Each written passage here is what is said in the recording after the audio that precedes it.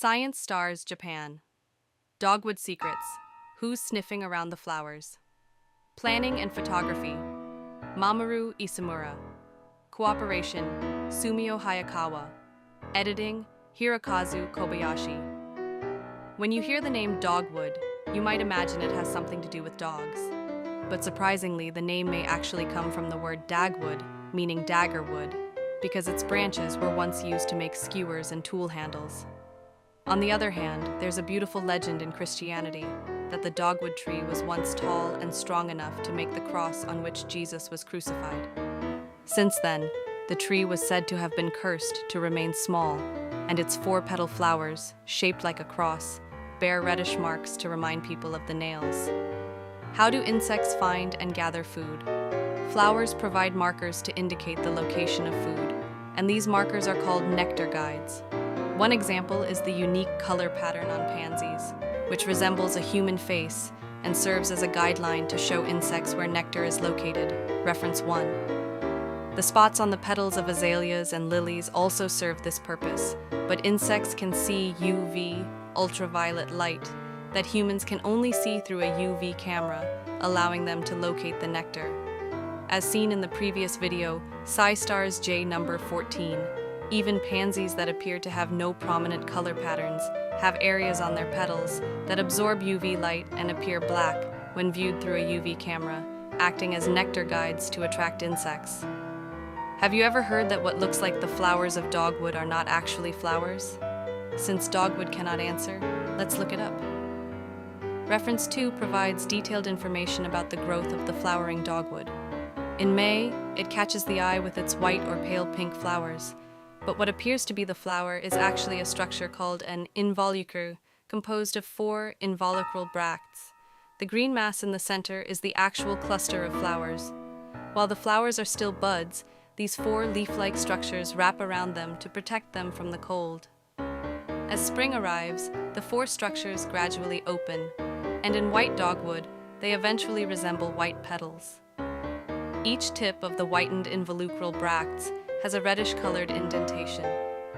When viewed under a UV camera, most parts of the involucral bracts absorb UV light and appear black, but the indentations at the tips reflect UV light and appear white. Additionally, the central cluster of true flowers also reflects UV light, except for small portions.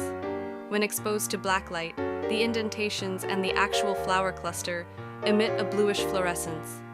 This area appears to correspond to the UV reflection. Upon closer inspection, several true flowers with 4 petals can be seen at the center. When exposed to black light, the tips of the stamens and the indentations of the involucral bracts emit fluorescence. Upon closer examination, it becomes apparent that the true petals also fluoresce.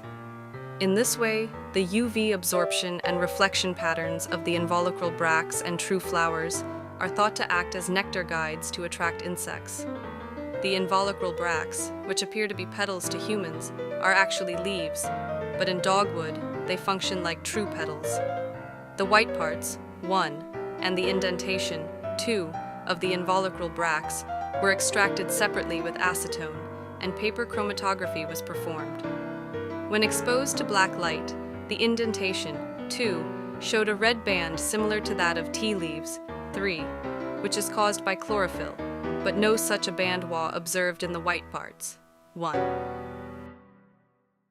Furthermore, when other parts of the flowering dogwood are examined together, the white parts, 1, and the indentation parts, 2, of the involucral bracts, the stamen, 3, the true flower, 4, and tea leaves, 5, are extracted with acetone. The extracted solution is subjected to paper chromatography, and black light is shown on it for comparison.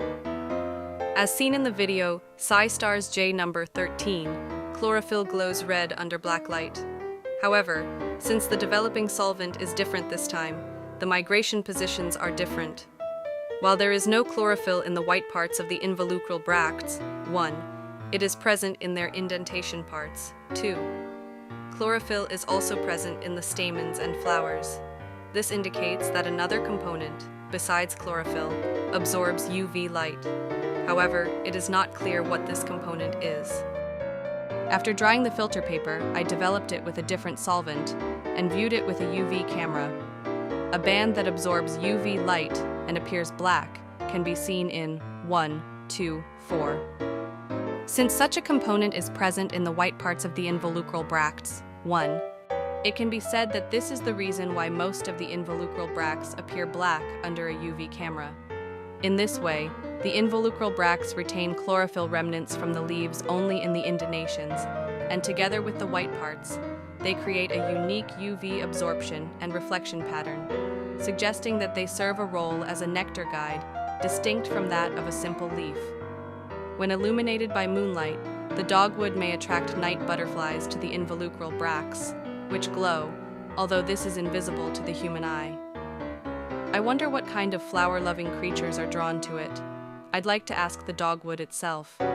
Similar observations can be made in the related species, Kusa dogwood.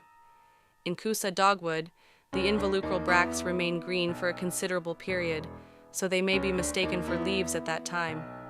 By June, when the whiteness becomes prominent, it may be difficult to recognize the white parts as leaves. The involucral bracts of Kusa dogwood lack the indentations found in dogwood and have pointed tips, which appear slightly green. Under UV light, most of the involucral bracts absorb UV light and appear black, but the tips reflect UV light and appear white. The central cluster of true flowers also strongly reflects UV light and appears white. Furthermore, under fluorescence imaging, the tips fluoresce, and the central cluster of true flowers also emits a bluish-white fluorescence. These characteristics are similar to those of the flowering dogwood. When acetone extracts of the slightly green-appearing tips of the involucral bracts, 1, the other parts, 2, and tea leaves, 3, are analyzed by paper chromatography. It can be observed that chlorophyll is primarily located in the tips, 1. Furthermore, when the filter paper redeveloped with a different solvent is viewed with a UV camera, as in the case of dogwood, a black spot caused by UV absorption can be seen in both. The fact that most of the involucral bracts appear black under a UV camera is thought to be caused by this component. As shown above, chlorophyll accumulates in the tips of the involucral bracts, and components that reflect UV light or emit fluorescence are present. Based on these results, it is thought that both dogwood and Kosa dogwood have parts that absorb UV light and parts that reflect it in the involucral bracts and the actual flower, and that this combination plays an important role as a nectar guide. Additionally, there are fluorescent parts in the UV reflecting areas. Both may function as nectar guides. The ability to recognize light absorption and reflection may vary greatly among insects. In addition, plants such as chameleon plant with white involucral bracts, Asian lizard's tail, and plants with white variegation have very low or no chlorophyll synthesis, resulting in white coloration. Further investigation of these plants may lead to new discoveries. Summary 1. Flowers attract insects by displaying color patterns and absorbing or reflecting UV rays to signal the location of nectar. 2. What appears to be the flower of the dogwood is actually leaves called involucral bracts, and the real flower is a small cluster at the center. 3. When viewed under a UV camera, most of the involucral bracts absorb UV light and appear black, but UV reflection is observed in the indentations at the tips and the flower clusters at the center. 4. When exposed to black light, the indentations at the tips of the involucral bracts and the flower clusters at the center emit a bluish-white fluorescence. 5. The white parts of the involucral bracts contain almost no chlorophyll, but it is present in the indentations at the tips, retaining remnants of their leafy origin. 6th Kusa dogwood, a close relative of dogwood, is nearly identical to the dogwood, except that the tips of its involucral bracts are pointed. 7. Both dogwood and Kusa dogwood have UV absorbing and UV reflecting regions in the involucral bract and the true flower parts. This combination confers a nectar guide function on the involucral bracts, which are originally leaves. Additionally, there are regions that emit fluorescence, which may also function as nectar guides.